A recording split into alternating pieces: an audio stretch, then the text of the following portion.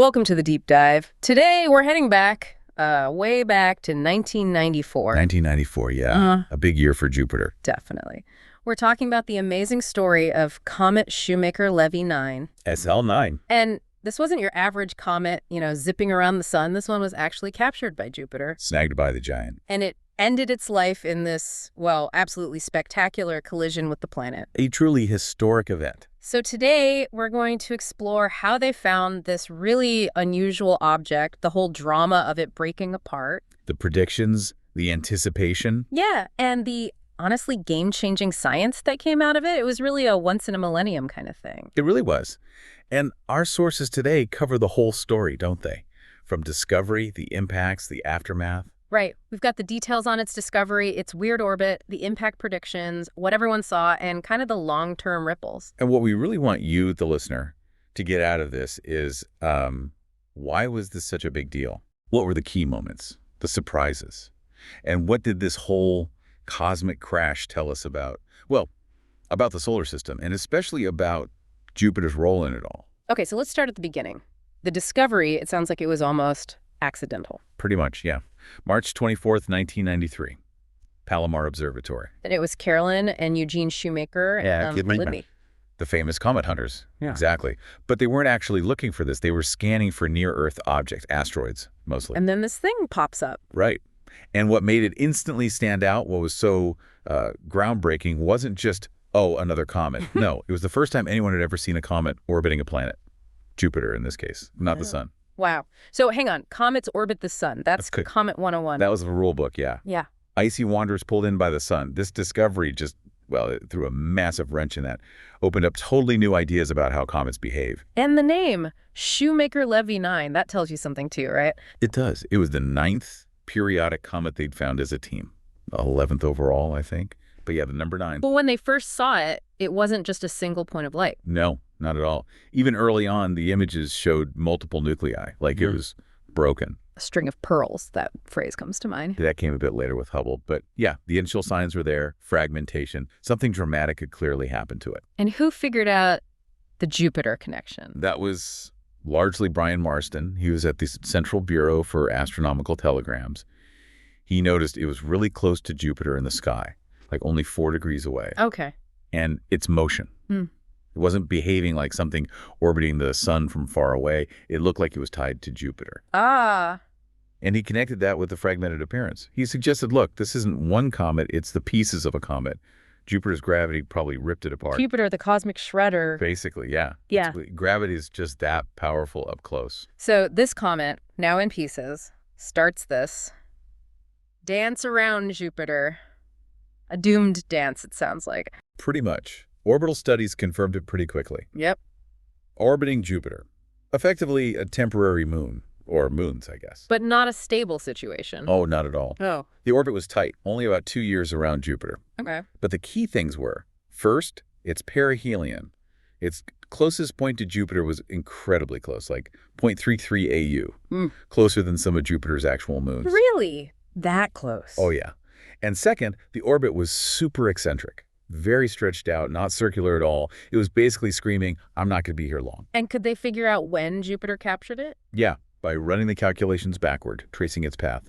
It looked like it got snagged by Jupiter's gravity sometime in the late 1960s or maybe early 1970s. So it had been orbiting Jupiter for decades, without us knowing. Seems like it, which is kind of wild, right? This whole drama playing out unseen. And what about recovery? You mentioned that. What's that? Right. So once they knew it existed and had a rough idea of its path before the official March 93 discovery, astronomers started looking back through older observations. Like old photos. Exactly. Yeah. Photographic plates, digital archives. And sure enough, they found it.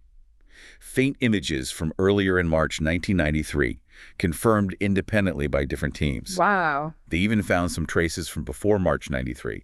It helped nail down the orbit much more precisely.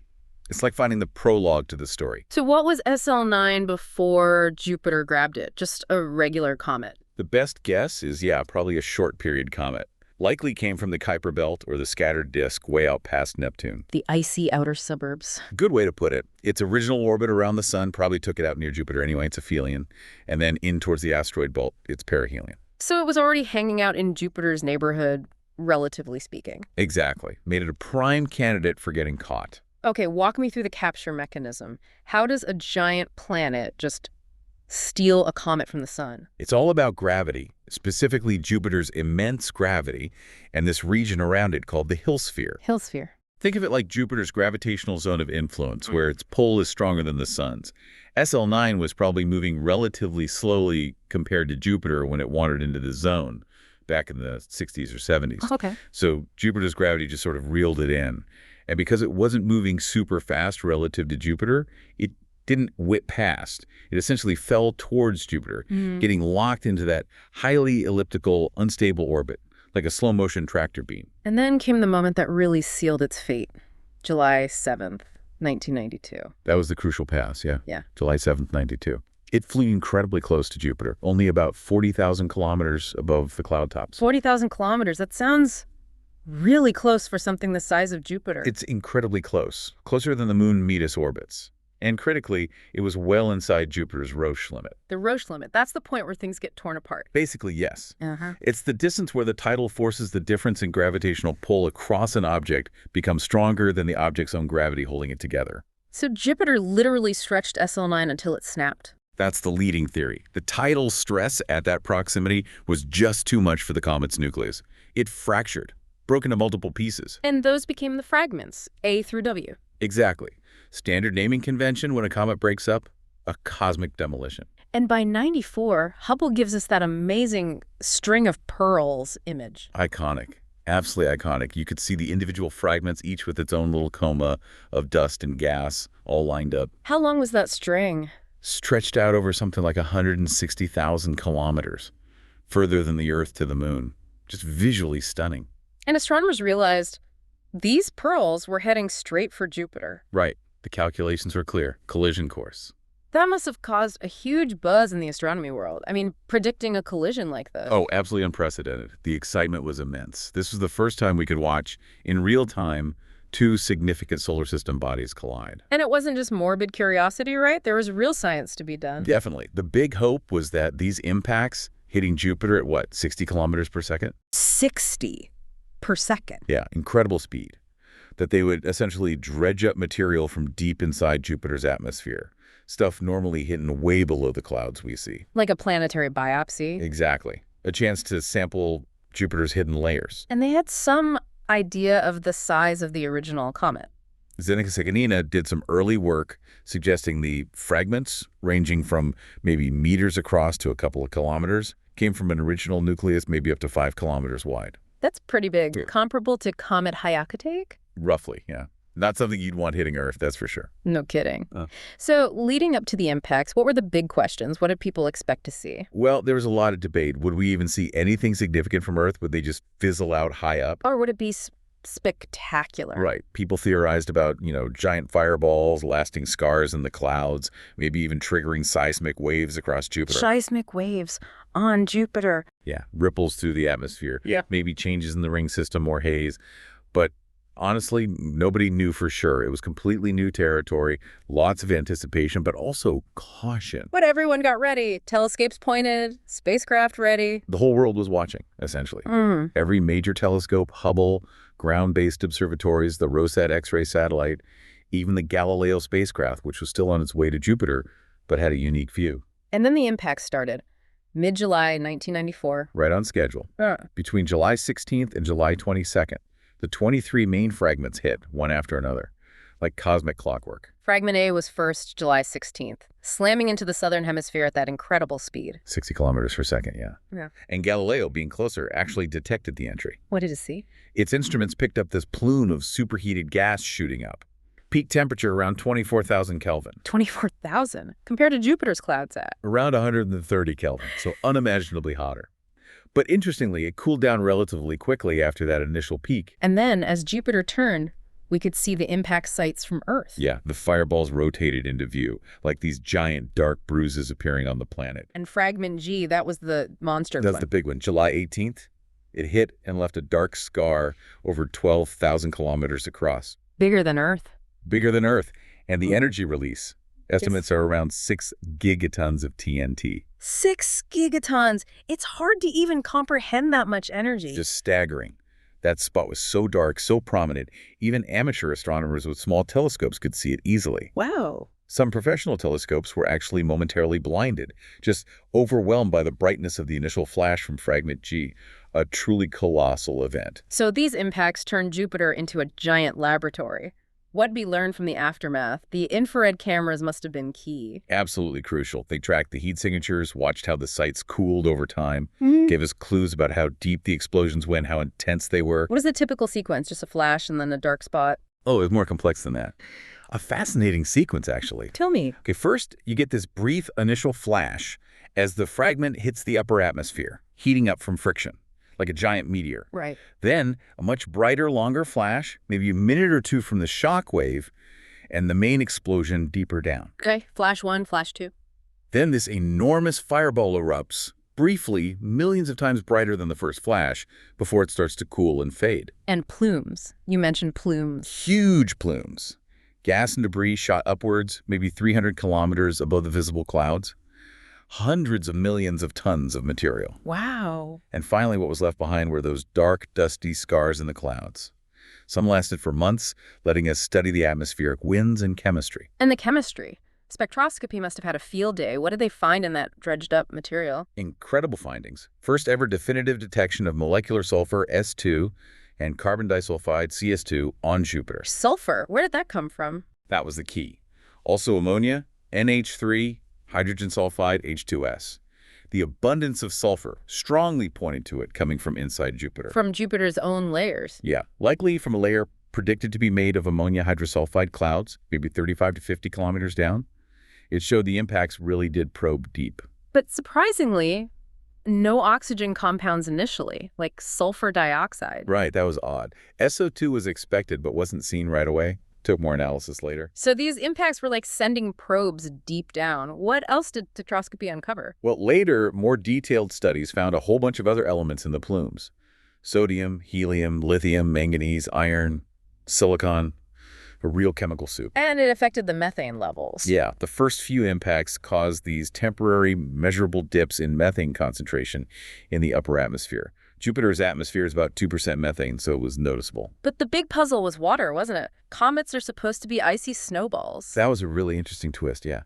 Everyone expected to see lots of water from the comet ice vaporizing. But they didn't. Surprisingly little, especially from the main impacts, which led to a couple of ideas. Like what? Well, maybe Jupiter's own water cloud layer, thought to be deeper down, is thinner than we thought. Or the fragments didn't go deep enough. Exactly. Later studies suggested the fragments, being maybe quite fragile, broke up and dumped most of their energy higher up than expected. They didn't penetrate down to the water layer. So the water we did see. It wasn't until fragment Q2 hit, a smaller one, that they got a clear detection of water that seemed to come from the comet itself. Huh. So it made people wonder, was SL9 really a typical comet? Or maybe more rocky, like an asteroid? It definitely sparked that debate. Was it an icy comet or maybe something denser? The lack of water was a key piece of evidence in that discussion. Still something people talk about. Fascinating. Okay, beyond the impact sites themselves, were there wider effects on Jupiter's environment? There were.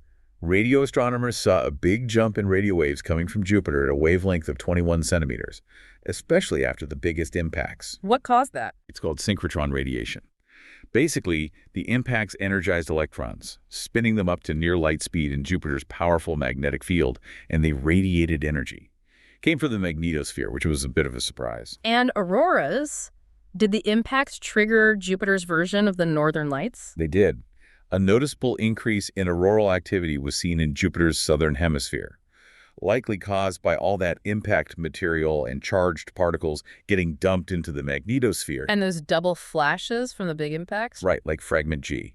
That distinctive double flash. The thinking is the first flash was the entry and explosion, and the second, slightly delayed flash was the massive hot plume rising up, expanding, and then cooling, giving off another burst of light, a complex thermal event. And the seismic waves. The idea that Jupiter rang like a bell. It's just mind-blowing. It really is. Just as some had predicted, these massive collisions sent waves propagating across the planet's atmosphere. Around 450 kilometers per second. It's incredible speeds. They could track these waves for more than 2 hours after the big impacts. What kind of waves were they? Probably gravity waves, traveling within a stable layer deep in Jupiter's troposphere. And One candidate for that layer, the hypothesized water cloud layer. So the waves gave us another clue about Jupiter's hidden structure. Exactly. An indirect probe using the planet's own response to the impacts. So these weren't just quick flashes. The effects lingered. Those dark scars. They were visible for months, even more obvious than the Great Red Spot. Visually, yes, for a while. Because they were so large and dark against the lighter cloud belts, they were incredibly prominent. Maybe not as colorful as the red spot, but definitely more noticeable in terms of contrast and size. Some people said they were the most prominent features ever seen on Jupiter. That's been claimed, yeah. Certainly the most prominent in modern observational history. It really emphasized the scale of what happened. And it turns out SL9 maybe wasn't totally unique in terms of Jupiter capturing things. We found others since. We have, yeah. Several much smaller comets have been found in temporary orbits around Jupiter since '94. So Jupiter does this relatively often, captures things. It seems like capture events themselves are fairly frequent, but these orbits are usually unstable because of the sun's gravity tugging on them. An impactor the size of SL9, though, that's thought to be much rarer.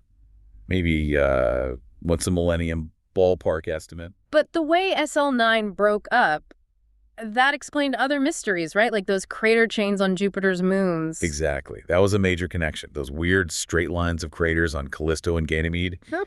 SL9 provided the perfect model for how they formed. How so? A comet gets too close to Jupiter, gets tidally disrupted like SL9, breaks into fragments, Like a string of pearls. and then those fragments, still traveling close together, hit a moon one after another along a line. Voyager saw maybe 13 chains on Callisto, 3 on Ganymede. SL9 showed us exactly how that could happen. It really drives home Jupiter's role in the solar system, this giant gravitational bully shaping everything around it. It really does. SL9 was a dramatic illustration of Jupiter as a cosmic vacuum cleaner, or maybe a comet killer. A vacuum cleaner? How so? Because its gravity is so immense, it attracts or deflects a lot of comets and asteroids that might otherwise head towards the inner solar system. Studies suggest Jupiter gets hit maybe 2 to 10 times more often than Earth does. So it acts like a shield for us. To some extent, yes, a gravitational shield. Which brings up that chilling thought. What if SL9 had hit Earth? I remember Eugene Shoemaker's comment. Yeah, he basically said, we wouldn't be here talking about it. A sobering reminder of the power involved. And the potential protection Jupiter offers. It really makes you think. We know large impacts have shaped Earth's history. Chicxulub, the dinosaur killer, is the prime example. Right. Some scientists even argue that without Jupiter hoovering up or deflecting potential impactors, Earth might have suffered major extinction events much more frequently, which could have, changed the whole course of life's development here. We have other impact evidence too, right? Like Barringer Crater. Yeah, meteor crater in Arizona. Eugene Shoemaker actually proved its impact origin. And then there's a Tunguska event in Siberia in 1908, probably an airburst from a small comet or asteroid. These things happen. And SL9 even made it into pop culture. The Cure wrote a song. They did. Jupiter Crash. Yeah. It shows how much the event captured the public imagination, not just the scientific communities. It was a global news event, a shared moment of cosmic drama. So wrapping this up, Shoemaker-Levy 9, its discovery, its breakup, its spectacular demise, it was just this unprecedented chance to see a major cosmic collision up close. Absolutely. We learned so much about Jupiter's atmosphere, its composition, its dynamics, things we couldn't have learned any other way. And it hammered home Jupiter's role as this gravitational powerhouse, shaping the solar system, maybe even protecting us. And reminding us of the potential power, both creative and destructive, in these cosmic impacts. So the final thought for you, the listener. We know Jupiter still captures smaller objects. We see the scars of past impacts on its moons. So the question is, how might the next big impact event, maybe on Jupiter, maybe somewhere else, change our understanding again? What new secrets will be revealed? It's a reminder that the solar system is still a dynamic, evolving place, long after SL9's fiery end.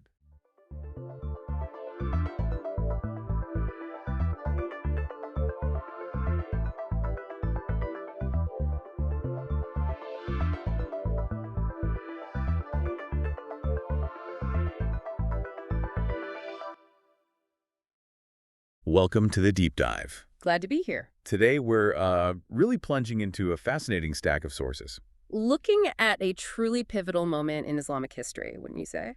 Absolutely. It's all about that crucial question. Who should lead the Muslim community right after the passing of the Islamic prophet, Muhammad? That's the core of it, yeah. We're going to sift through this material you've shared, try to pull out the most important insights. Looking at how these different viewpoints on leadership, who should have been in charge right at the start. It became the central issue, really, that led to the major branches we see today: Sunni, Shia, and Ibadi. Right. So our mission here is to help you quickly get up to speed on this complex topic. We'll unpack the key historical events, dive into how texts like the Quran and Hadith are interpreted differently, And break down the core beliefs these groups have about leadership specifically. expect some surprising facts and definitely multiple perspectives. We'll guide you through it. Well, let's get started. Okay, so let's first unpack the sources themselves. Where does our information come from? Well, the material points out that much of early Islamic history was transmitted orally at first. Right, not written down immediately. Exactly. It was compiled later, often during the Abbasid Caliphate. So we have things like early biographies. Ibn Ishaq's Sirat Rasul Allah is mentioned. That's the Prophet's biography. Yes. And hadith compilations, those are records of Muhammad's sayings and actions. Now, here's an interesting point the sources raise. Modern Western scholars often approach these classic histories a bit cautiously. Maybe more cautiously than traditional Sunni scholars might. They don't always take everything from those later Abbasid-era historians at face value. And why is that? Well, some scholars suggest the material might have been, let's say, tendentially shaped, kind of nudged towards a certain narrative. Not necessarily invented wholesale, but maybe slanted. Precisely. Slanted or emphasized in certain ways over time, which just shows how the history itself is subject to debate. It's fascinating. Even the foundation has these layers.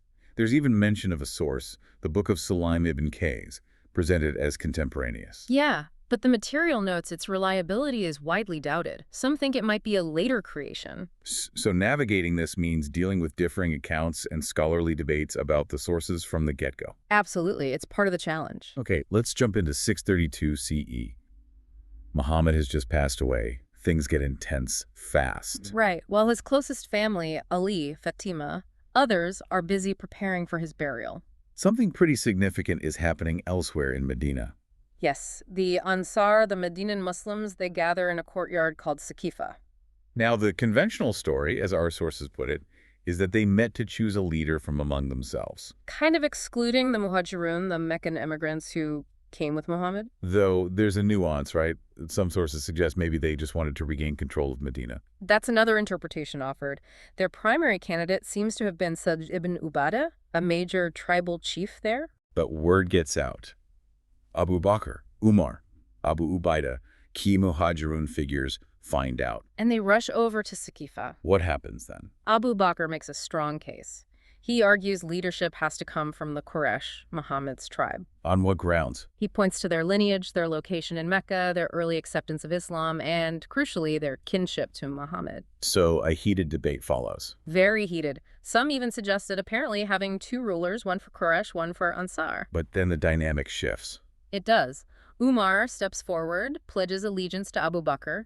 Then others follow his lead. And there's that detail about Sa'd ibn Ubadah. Yeah, the sources mention he was reportedly beaten by Umar, or into submission. Which some historians see as, pretty clear evidence of resistance, right? Exactly. It suggests not everyone was immediately on board. Why the force if it was unanimous? And all this is happening while Muhammad is being buried. Abu Bakr isn't even at the funeral. Correct. His absence is noted. So Abu Bakr's appointment wasn't a done deal instantly. No, the sources say his authority was precarious initially.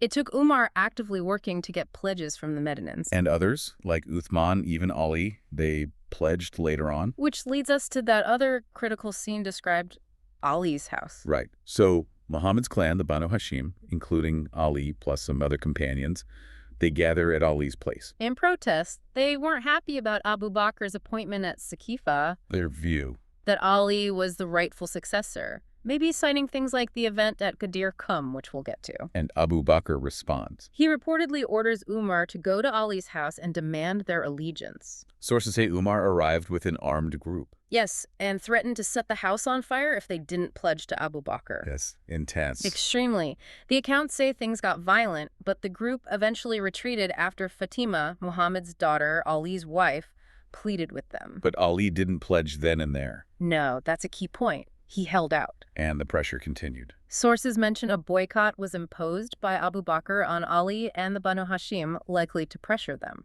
When did Ali finally pledge allegiance? It seems most likely it was only after Fatima's death, which happened within 6 months of Muhammad's passing. And this is where the narratives really diverge sharply. Hugely. Shia sources explicitly link Fatima's death and a reported miscarriage to an alleged physical attack on her house during that confrontation. Allegations that Sunni sources completely reject. Categorically. It's a stark reminder of how differently these foundational events are remembered and transmitted. After Fatima's death, the sources say Ali kind of relinquished his claims. For the sake of unity, it's often said. He reportedly retired from public life during the caliphates of Abu Bakr, Umar, and Uthman. Which some interpret how? As a form of silent protest or censure, a way of showing he didn't fully endorse their leadership, even without active opposition. So this whole Saqifa event, how was it viewed later? It seems rushed, exclusionary. It's really interesting. The sources note that Umar himself later criticized it. He called it a falta, Meaning? a precipitate, ill-considered deal, a hasty affair, maybe even a slip or blunder. But he thought God had prevented worse. He reportedly said God averted evil from it, yes. But he also warned Muslims never to use Saqifa as a model for choosing a leader. Why a warning? Likely because of its questionable legitimacy. The lack of broad consultation, excluding key groups like most Muhajirun and Muhammad's family, whose buy-in was seen as crucial. And modern scholars cited in our sources echo these concerns. Yes, some call it a backroom deal, even a coup, suggesting pre-Islamic tribal politics played a big role. There's that powerful interpretation from Adlung mentioned. Right, that the evil Umar thought was averted at Saqifa didn't actually vanish. It just festered. And erupted later as the first fitna, the first major civil war, connecting that initial contentious event directly to later conflict. Okay, let's trace the leadership line. Abu Bakr becomes the first caliph, Caliphate Rasulullah. Successor to the Messenger of God, shortened to Khalifa or Caliph, ruled just over 2 years. And his successor. He designated Umar, apparently against the advice of some elders. Then Umar, when he's dying in 644, sets up a committee. Yes, a committee of 6 prominent companions to choose the next caliph from among themselves. Ali was on it, so was Uthman, and Abd al-Rahman ibn Auf. But the structure of the committee maybe wasn't favorable to Ali. That's what sources suggest. Abd al-Rahman had the casting vote, and he was Uthman's brother-in-law. Ties matter. And the conditions Abd al-Rahman proposed. He offered the caliphate to Ali, but if Ali agreed to follow the Quran, the Sunnah, and the precedents set by Abu Bakr and Umar, Ali's response. accepted the Quran and Sunnah naturally. But he refused the second condition, saying he'd rely on his own judgment based on the primary sources. And Uthman. Uthman accepted both conditions readily. The suggestion is Abd al-Rahman knew Ali would refuse the second part. Pretty much, effectively steering the decision towards Uthman. Uthman's caliphate then becomes controversial itself. Marked by accusations of nepotism, yeah. His tribe, the Banu Umayyah, regained a lot of influence. Relatives got key posts like Muawiyah in Syria. Which led to growing dissent and his assassination in 656. Correct. A very tumultuous time. So then the caliphate is offered to Ali. Who initially hesitated, according to the sources, maybe due to the chaos or feeling politics was overshadowing religion. But he eventually accepted pledges. Mostly in Medina, yes. But his authority wasn't universally accepted. Some companions refused. Like Talha and Zubair. They pledged initially, but then broke their oaths, claiming coercion, though the sources note maybe less evidence of force here compared to Saqifa. Ali's reign was difficult from the start. Inherited huge internal problems, faced immediate rebellion, leading to civil war, notably with Muawiyah. So these first 4, Abu Bakr, Umar, Uthman, Ali, Sunnis, call them the Rashidun. The rightly guided caliphs. But it's crucial, Twelver Shia only recognize Ali as legitimate among them. That idea used at Saqifa that leadership should stay in the Quraysh tribe, it persisted, right? It did, but our sources stress the costs. It kind of paved the way for the Umayyads to rise. Who were, ironically, late converts and former enemies of Muhammad. Exactly. Their rise sidelined many early Muslims. One source says it turned the caliphate into more of a worldly kingship. What happened after Ali's assassination in 661? His son Hassan was elected caliph in Kufa, but Muawiyah marched against him from Syria. And Hassan's support crumbled. Widespread defections, apparently swayed by Muawiyah's promises and money. Hassan was wounded and eventually abdicated, ceding the caliphate to Muawiyah. Under an agreement. Yes, sources mention an agreement where Muawiyah supposedly named Hassan as his successor But Hassan died before Muawiyah. in 669, and some sources allege poisoning, possibly instigated by Muawiyah. Then Muawiyah makes a decisive move before his own death in 680. He arranges for his son Yazid to succeed him, breaking from any idea of election or selection by merit. And Yazid's reputation. Described in sources as, well, not pious, a debaucher who violated Islamic norms, How did Muawiyah secure support for this hereditary succession? through a mix, reportedly. Flattery, bribes, threats, power politics. This is where Hussein comes in, Ali's younger son, Hassan's brother. Crucially, Hussein refused to pledge allegiance to Yazid. He publicly challenged Yazid's legitimacy after Muawiyah died. Leading to Karbala. Yes. In 680, Yazid's forces surrounded Hussein and his small group of family and followers at Karbala in Iraq, Cut off their water. and then massacred Hussein and his companions. The women and children were taken captive. A horrific event. The sources say this marked the second fitna. And really finalized the Sunni-Shia split. For Shia, Hussein is their third imam, and his martyrdom is a central event. And under the Umayyads, succession became. Effectively hereditary within their family. A major shift. Okay, given all this human conflict and politics, what about the divine text? What does the Quran say about succession? Well, the sources are clear. The Quran doesn't explicitly name a successor to Muhammad, but it does seem to establish a pattern looking at past prophets. What kind of pattern? It grants special status to the families of prophets. Their descendants often become their spiritual and material heirs. Like prophets praying for successors from their kin. Exactly, and God granting those prayers for roles like kingship, rule, wisdom, image. Titles given. Solomon inheriting from David, John the Baptist from Zechariah. The Israelite prophets all coming from one family. Abraham too. His offspring were promised imminent leadership, though not the wrongdoers among them. And Moses asking for Aaron. Right, his brother Aaron becoming his associate, entrusted with knowledge, and leadership passing to Aaron's descendants later. So the pattern highlighted is divine selection, often within the family. How does this relate back to Muhammad's family? The sources point out Muhammad's family also holds a special eminent position in the Quran, elevated above others. The verse of purification, 33.33. That's often cited, bestowing a state of purity upon them. And who is them?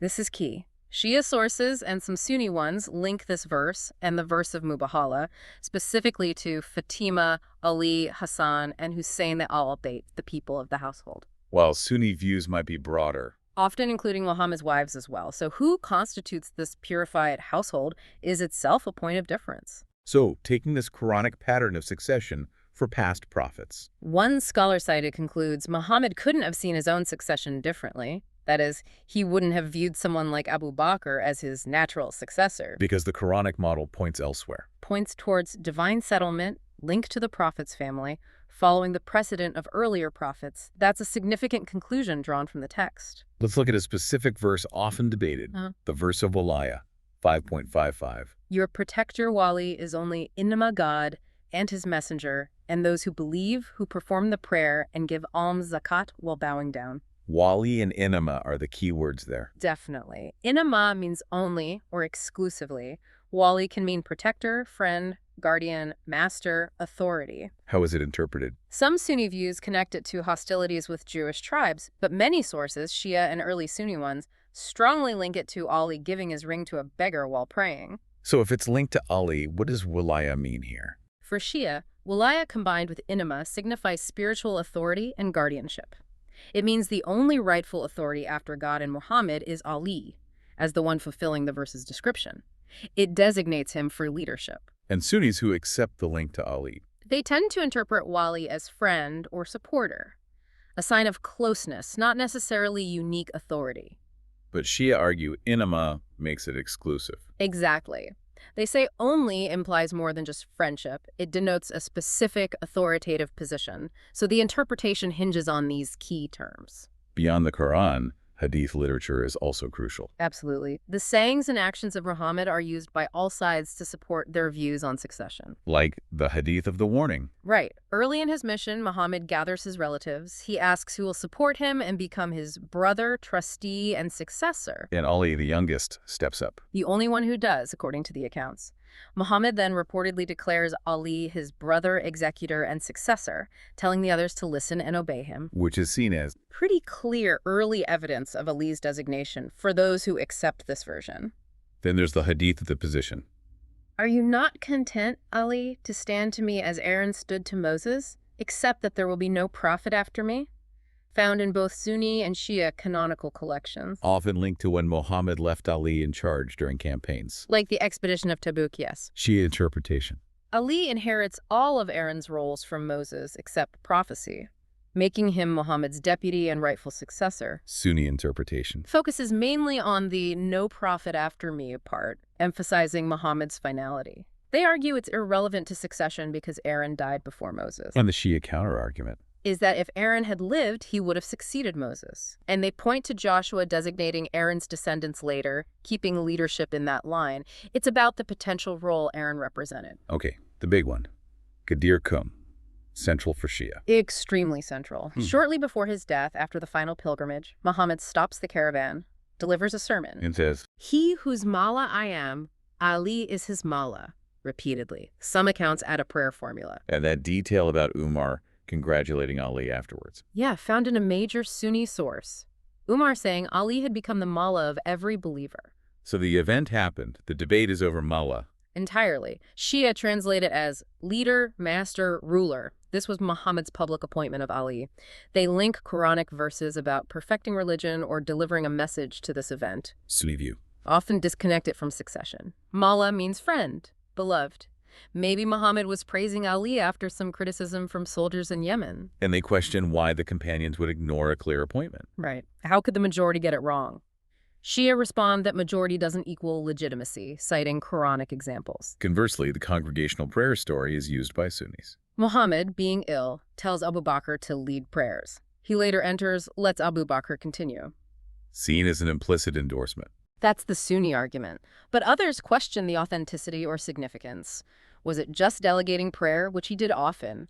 Does it imply political succession? Aisha's role in narrating some versions is also noted due to her known tensions with Ali. Finally, the hadith of pen and paper. Sounds dramatic. It is. Muhammad, dying, asks for writing materials to write something to prevent error. And Umar objects. Reportedly says Muhammad is overcome by illness, the Quran is enough. Some reports say Umar used the word raving. Hello. A quarrel erupts at the bedside. Muhammad is saddened, doesn't write anything. Interpretations. Sunnis might downplay the disobedience, see it as concern for the Prophet, maybe a mischance to formalize Abu Bakr's role.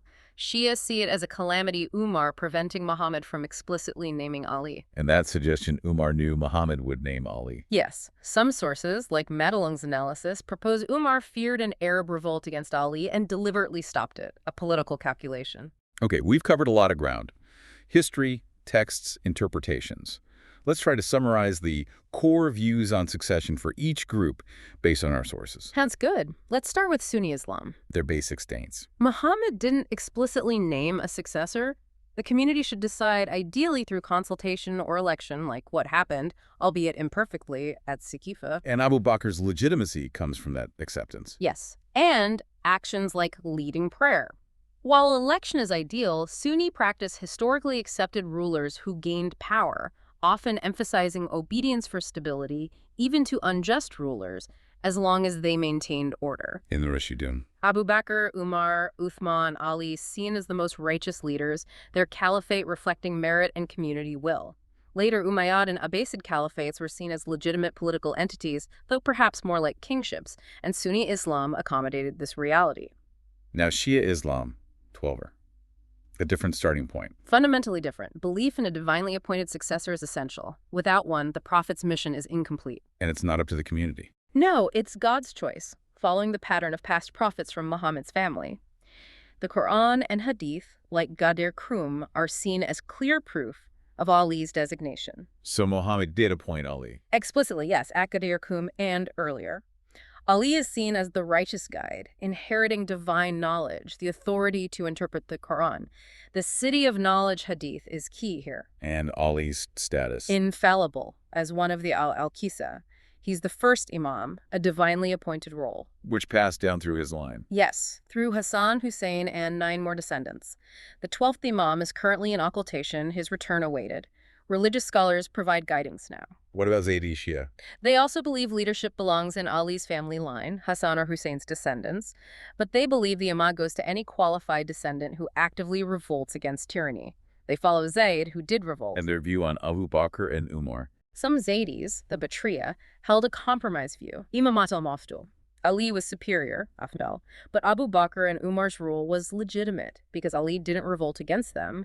They accepted the Mafdul inferior ruling. Finally, Ibadi Islam, distinct from both. Right. For Ibadis, leadership is through election by leading Muslims, based purely on piety and merit, not lineage, not divine family selection. How do they see the early caliphs? Abu Bakr and Umar were righteous, legitimately elected, but Uthman committed grave sins and deserved death. Ali also lost his mandate, in their view, particularly due to the arbitration with Muawiyah. They are sometimes called moderate Kharijites due to some shared early history, but they are a distinct school. Wow, so this dive really shows the complex web spun from that initial moment of succession. Absolutely. Saqifa, Ali's house, how hadith are read, how the Quran is interpreted, it all feeds into these diverging paths of Sunni, Shia, and Ibadi Islam. These historical flashpoints, conflicts, claim to legitimacy, they didn't just shape the past. They absolutely continue to resonate and influence the Muslim world today. It shows how foundational questions of authority can echo through centuries. It really does. So here's a final thought for you, our listeners, to chew on. Reflect on how, in any community, really, when a foundational leader passes, you see this tension. Tension between established traditions, what's seen as divine will, family ties, popular consensus, and just the raw dynamics of political power. How does that interplay shape who leads next? And maybe more importantly, how deeply can those initial decisions divide people, sometimes for generations to come?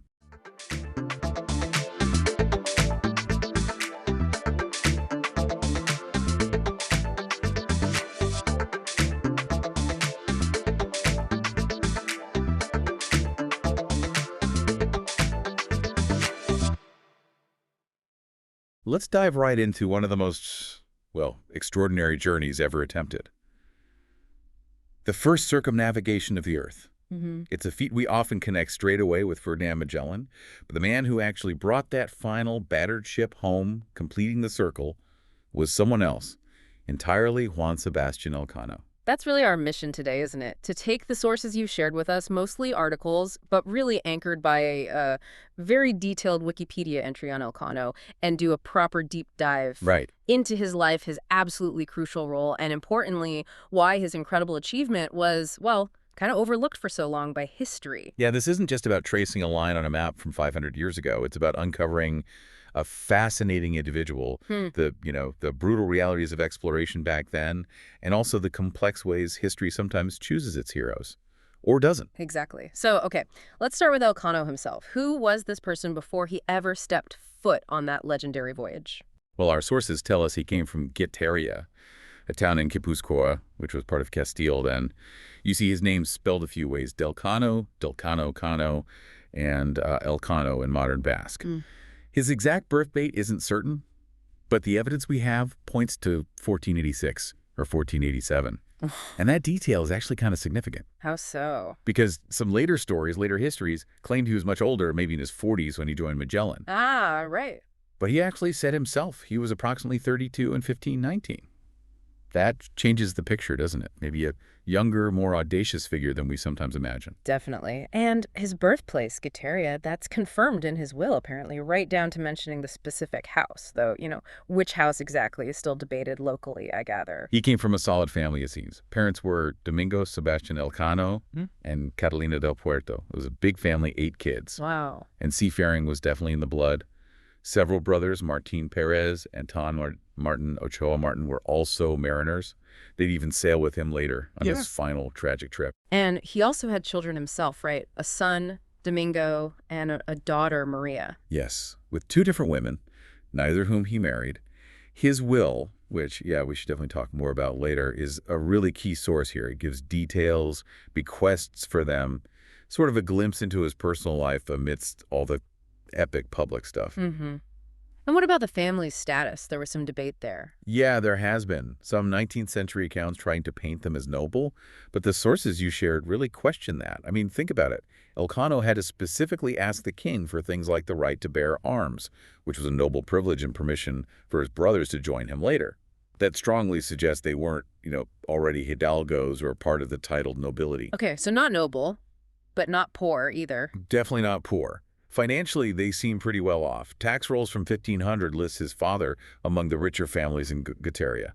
And young Juan Sebastian himself, he owned a pretty substantial ship, early on 200 tons. 200 tons as a young man. That's serious. Yeah, that wasn't just messing about in boats. That was a major commercial vessel, a big asset.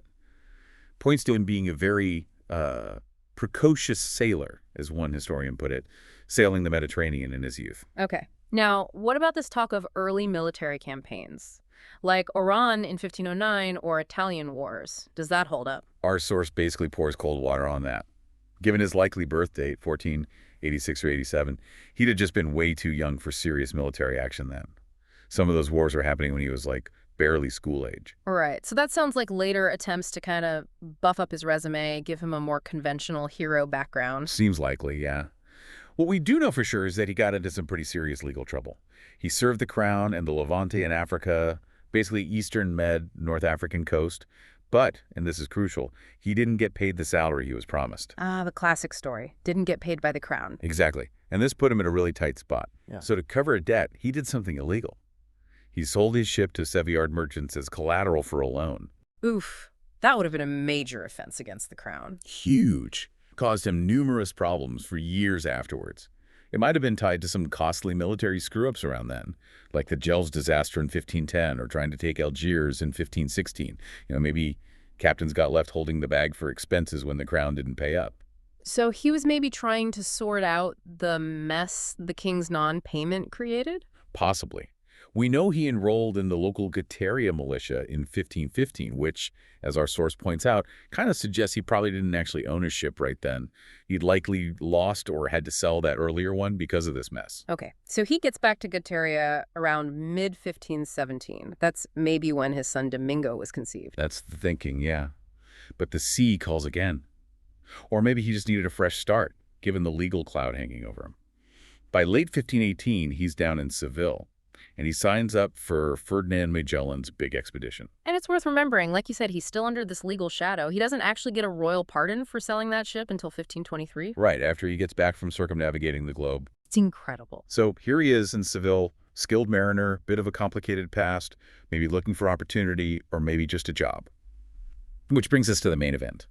The voyage starting in 1519 under Magellan. Right. Magellan's goal, stated goal anyway, was finding a westward route to the Spice Islands, the Moluccas, for Spain. 5 ships set off Trinidad, San Antonio, Concepcion, Victoria, Santiago. About 234 to 247 men. And Elcano starts out on the Concepcion. You can already sense the tension, can't you? Magellan's Portuguese, leading a mostly Castilian fleet, and he was famously cagey about the exact route he planned to take. That secrecy, plus the foreign leadership. Yeah, it definitely bred distrust among some of the Castilian captains and crew. And that distrust just boiled over into outright mutiny, didn't it? Down in Puerto San Julian, in Argentina. Yes, and Elcano was involved, Yeah. right in the thick of it, apparently. While some ringleaders were executed, Elcano's life was spared. But he paid a heavy price. 5 months of hard labor, in chains. 5 months, in chains, on deck, in the freezing South Atlantic. It sounds absolutely horrific. How did he even survive that, let alone get back into a position of trust? It's remarkable. Somehow he wasn't just kept alive, but later he's even given command briefly of the Santiago affair, although that ship was later lost. But yeah, Consterity going from chains back to command, it suggests maybe resilience? Mm-hmm.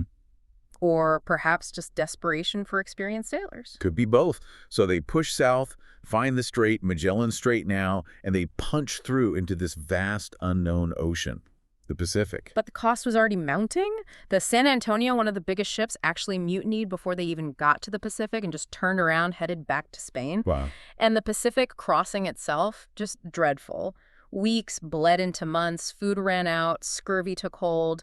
Our sources say about 19 men died just crossing the Pacific before they even reached Guam. Unimaginable. They finally hit land in Guam, then pushed on to the Philippines, spent several weeks there, actually built some relationships with local communities, even did some evangelization work. It maybe seemed like things were looking up, finding friendly ports. But then, disaster struck. Repeatedly. First, Magellan himself is killed in that battle on Mactan Island. April 27, 1521. And then just days later, the two guys who took command after him, Duarte Barbosa and Juan Serrano, they're ambushed and killed at a feast on Cebu. Oh my God. Yeah. Our source paints a vivid picture. The expedition was on the edge of disaster, leaders gone, crew numbers just plummeting. So few men left, what, only about 116, 117 across the 3 remaining ships? Right. So they make this grim call. Burn the Concepcion, just couldn't crew her anymore. Yeah. Down to 2 ships, Victoria and Trinidad. And this guy, Juan Lopez de Carvalho, he initially takes charge. Okay, so this is the moment. This is where Elcano really comes into the picture as a leader. This is absolutely the pivot point. In the chaotic 6 months after Magellan's death, while they're kind of meandering through Indonesia looking for the Moluccas, Elcano's reputation grows. The sailors get more and more fed up with Carvalho's leadership. The source calls it weak. So it wasn't like an official appointment from back home. It came from the crew. Exactly. The source notes the exact details are a bit murky, different versions exist, but the result is clear. September 17th, 1521, Elcano is elected captain of the Victoria by the crew. That's incredible. Given his past, the mutiny for the crew to choose him, it speaks volumes, doesn't it? Absolutely, about his standing with the men at that desperate point. From mutineer in chains to elected captain to finish the mission. And under his command, they finally get there. They reach the goal. Yes. The Victoria and Trinidad make it to the Moluccas, the Spice Islands. They arrive at Tidor, November 6, 1521, strike a deal with the local ruler, Raja al-Mansur, and load up. Cloves, nutmeg, incredibly valuable stuff. The Victoria alone takes on 27 tons. 27 tons. So, mission accomplished in a way. They got the spices, but now they have to get home, which is maybe even harder. And here comes the decision that really seals Elcano's place in history. Yeah. The Trinidad, the other shit, is leaking badly, just can't sail. So Carvalho and about 52 others stay behind. They hope to repair her, maybe try crossing the Pacific again later. Spoiler, most of them end up captured or dead. Right. So Elcano's left with the Victoria, and his orders from Spain were clear. Go back the way you came, back across the Pacific. Which meant facing all those horrors again. Scurvy, starvation. Yeah. Instead, Elcano proposes something incredibly audacious. Keep going west, across the Indian Ocean, around Africa's Cape of Good Hope, and back to Spain that way. Complete the circle. Circumnavigate the globe. And he knew the significance. Our source quotes him saying they were going to do what could be narrated. Yeah. And in that letter, he wrote to Emperor Charles V when he got back, incredible pride. Your Majesty will know that we should have the highest esteem for having discovered and encircled the roundness of the world, for we have gone to the west and returned by the east. He absolutely got it. Oh, completely. But that westward journey, wow. If anything, it was even more brutal than the Pacific crossing. The Victoria leaves Tidor late December 1521. About 47 European sailors, maybe 13 Timorese folks initially, storms right away, have to stop for 15 days just for desperate repairs on an island called Pulo Wedar. 15 days already. Then, from Timor, February 7th, 1522, they set sail for Seville. Non-stop. That's the plan anyway. 27,000 kilometers, about 17,000 miles. Just mind-boggling distance. In one small wooden ship, after everything they'd already been through, the source mentions they sailed maybe within 500 kilometers of Australia or Christmas Island. Yeah, tantalizingly close to maybe sighting another continent, but survival was the only thing on their minds, getting home. And the hardships just kept coming. Relentless. Food basically ran out, down to just rice cooked in seawater. Scurvy became an epidemic. They were losing 2 or 3 men every week. Every week. And the ship itself was falling apart. Shipworms, the Torito Novalis just eating through the hull below the waterline, required constant exhausting pumping. And the crew was so weak, so sick, so diminished, just keeping the ship afloat was a nightmare. Then they hit the Cape of Good Hope, the Cape of Storms. Right. Notoriously bad weather. They were basically trapped near the Cape for 9 weeks. 9 weeks. Elcano makes another gutsy call. Try to hug the coast around it. Super risky. Could have smashed them on the rocks. But somehow, they made it. Incredible seamanship. Or luck. Or both. Probably both. But even after rounding the Cape, they still couldn't make it all the way. Conditions were just unsustainable. The crew actually voted. They decided they had to stop at the Cape Verde Islands, even though they were Portuguese territory. A huge risk, stopping in enemy territory. Massive risk. But they were desperate, needed food, needed repairs. They managed to trade for some supplies initially, paying for them. But then they made a mistake. Used cloves for a third purchase. Ah, big giveaway. Yeah. Spice Island shipped. Exactly. The Portuguese authorities twigged, realized who they were, and came after them.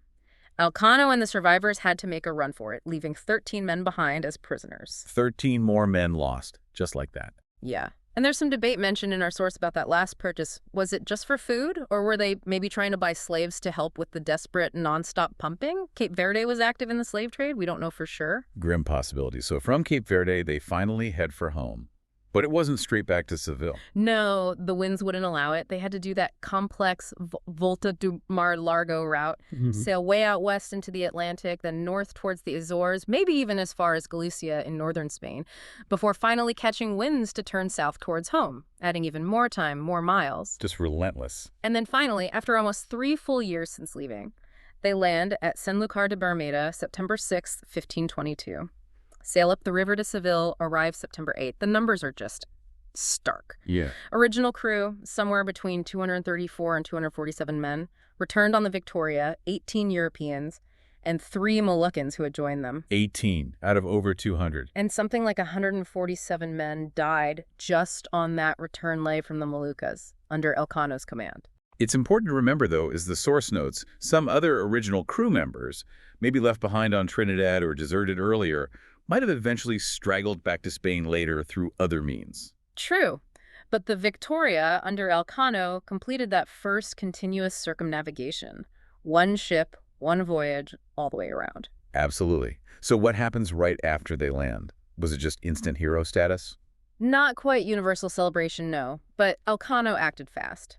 From Sanlúcar, even before Seville, he writes this detailed 700-word letter to Emperor Charles V. Okay. He hits the key points. Success getting spices, bringing peace and friendship with rulers, the awful hardships. And critically, he asks for the release of those 13 men stuck back in Cape Verde. Good. And he mentions the round-the-world feat, but interestingly, frames it as a collective decision by the crew.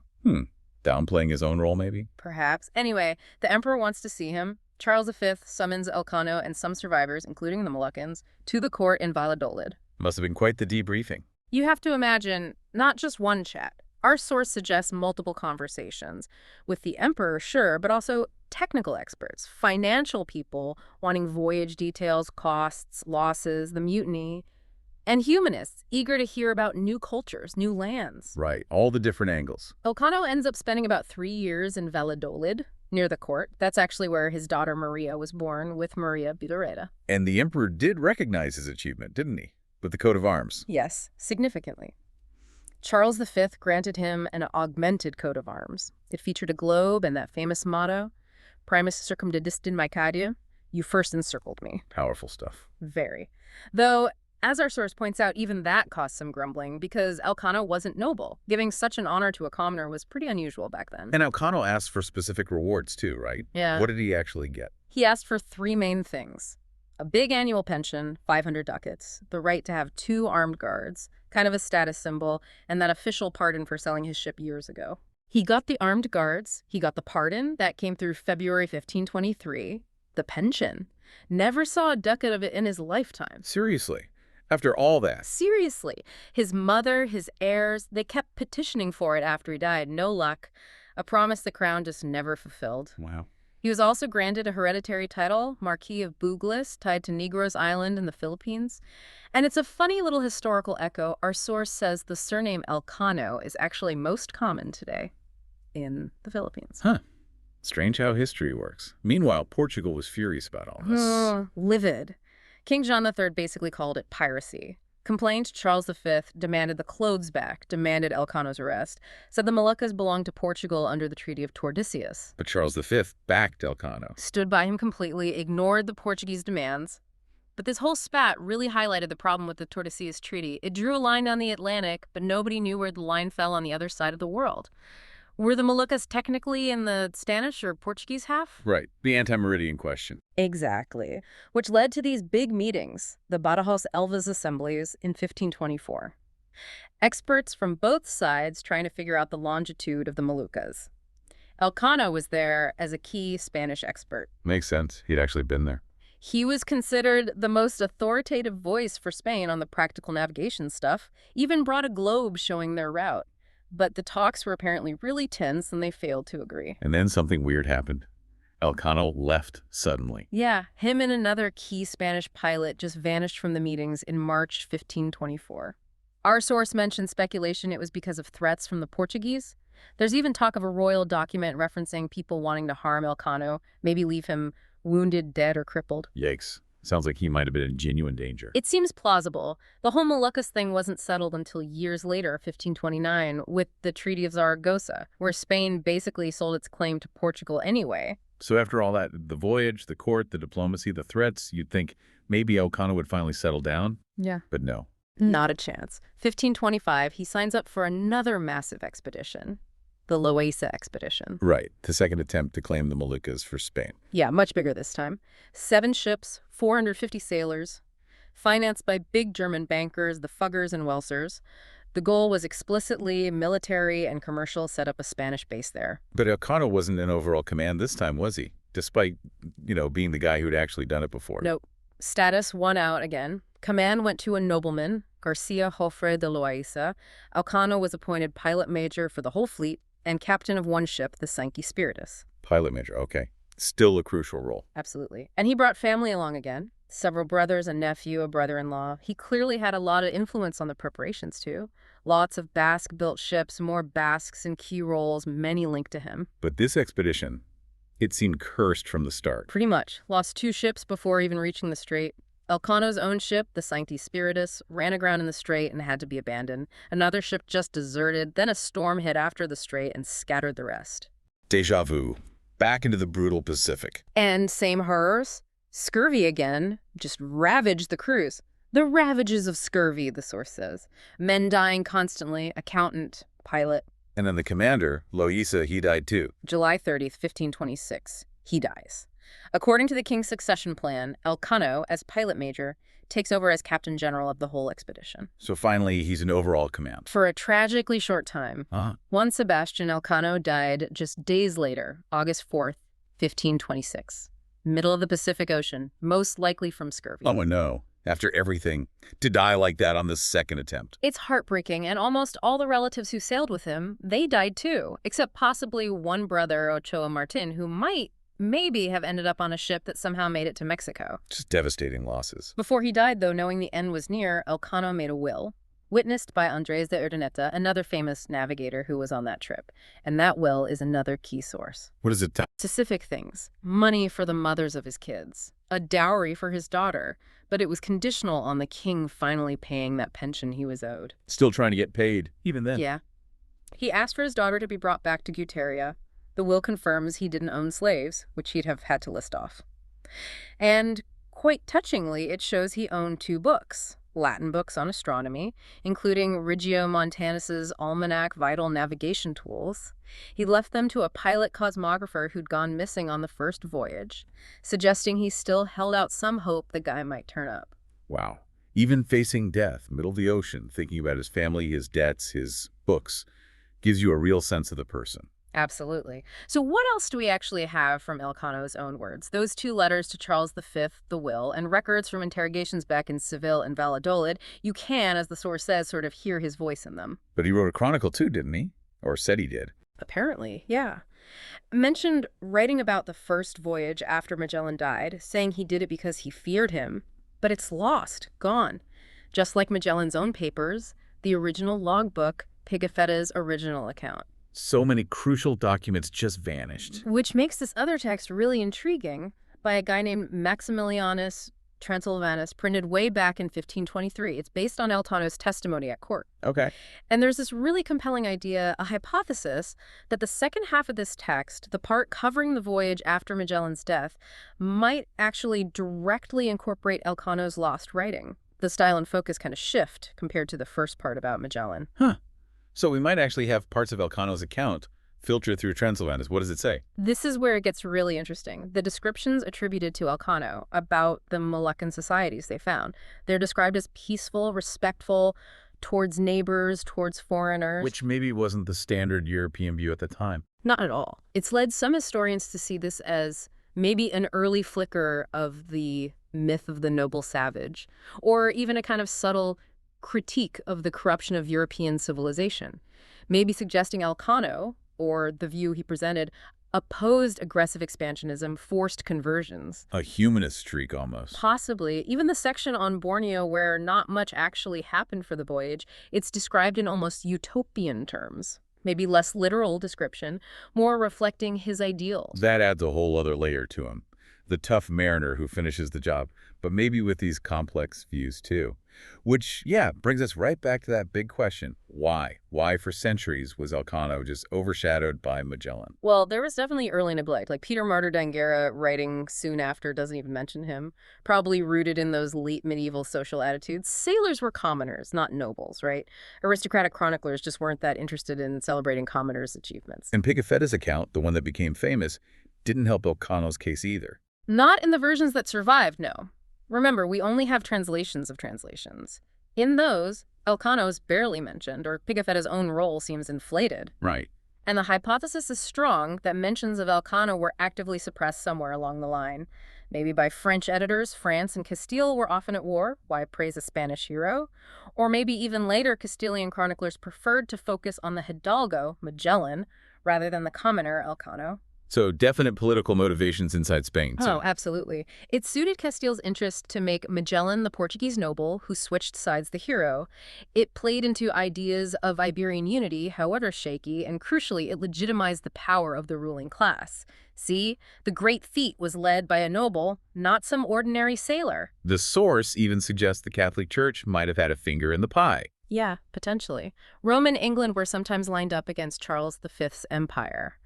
They might have preferred promoting Magellan, who died in what could be framed as a quasi-religious battle, as a contrast to Spain's often brutal conquests in the Americas. Kind of, look at Portugal's more peaceful evangelization in Asia, led by noble Magellan.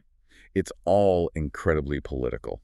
And the fact that so many key documents disappeared, Elcano's chronicle, the logbook, trial records, it does seem suspicious, doesn't it, given how valuable they'd be? Very suspicious to some historians, yeah.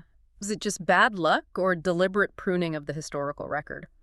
Fast forward to the 19th century, Spain's losing its empire, trying to figure out its identity, and you get the official history. Martin Fernandez de Navarrete, 1825, hugely influential. And what was his take? Praised Magellan to the skies, portrayed Elcano as just this humble master, basically just following the crew's democratic vote, set him up as the opposite of the decisive, noble Magellan. Which served the elites of the time, needing to legitimize their rule during all that upheaval. Exactly. And that narrative stuck internationally for a long, long time. Later biographies often followed suit. Cottarello Garrastazu, in 1861, calls Elcano humble and obedient. Even Navarrete's grandson, Eustaquio, while maybe more neutral, tried to shoehorn in those unproven stories about early military service in Iran or Italy, trying to give Elcano a more respectable, noble-ish background he just didn't have in the sources. And Elcano's legacy got tangled up in internal Spanish politics, too, with the Basques. Big time. Late 19th century, guys like Cánovas del Castillo actively minimized the role of Basques like Elcano, almost a damnatio memoriae, erasing memory. Why? Because of rising Basque nationalism, the Furismo movement. They wanted Magellan as the symbol of a unified central Spain, not some Basque regional hero. But that didn't stick either. The narrative shifted again. It swung back, yeah. Under Primo de Rivera and later Franco, they tried to bring Elcano back as a national hero, symbol of Spanish naval glory. Named the big training ship after him. Even promoted that totally fabricated 1476 birth date pushed by Amado Milón Ruz de Gordeguela in 1940 to make those invented stories of early military service seem plausible. Give him a more conventional hero story. It's just wild how his story got bent and reshaped by whatever political winds were blowing over hundreds of years. It really is a perfect example of how national narratives get constructed, not just discovered. But thankfully, the 500th anniversary in 2022 seems to have brought a real and maybe more accurate focus back onto Elcano in Spain. Yeah. National celebrations, the Elcano Foundation was set up, lots of new books finally giving him proper attention. It feels like maybe his story is finally getting the spotlight it deserves. You see him more in art and media now, too, although, like you said, no contemporary portraits exist, so later pictures are mostly guesswork. Right. But you'll see him on old Spanish money, 5 pesetas coin, 500 pesetas note, paintings, sculptures. And more recently, yeah, animated films like Elcano, La Bira, El Viaje Más Largo, that TV series Boundless. Even a mention in the Uncharted movie, apparently. So wrapping up this deep dive, Yeah. what an absolutely extraordinary figure Juan Sebastian Elcano turns out to be. From a mariner dealing with debt and legal problems to the guy who navigated that final deadly leg of the first trip around the world, leading his crew home through unimaginable hardship. His story is just so much more than a thrilling adventure, isn't it? It's a real window into, yes, the brutal world of 16th century exploration, but also into how history gets shaped, manipulated by politics, by social bias, often burying the truth about incredible individuals. For you listening, it really makes you stop and think, doesn't it? Yeah. About all those other people in history whose contributions might have been ignored or erased because they just didn't fit the story someone wanted to tell. It really shows the power of digging into the sources, even when they're incomplete, to find the richer, messier, and ultimately more human stories hiding behind the headlines. Absolutely. And considering everything he endured, the sheer physical and mental toll, the political games played with his name and legacy for centuries, and maybe even that hint of a different, more humanist worldview we glimpse through Transylvanus. What does Elcano's incredible, tangled story make you reflect on about how we choose to remember or maybe choose to forget our past? What does it really mean in the end to do what could be narrated when the narration itself is always being rewritten?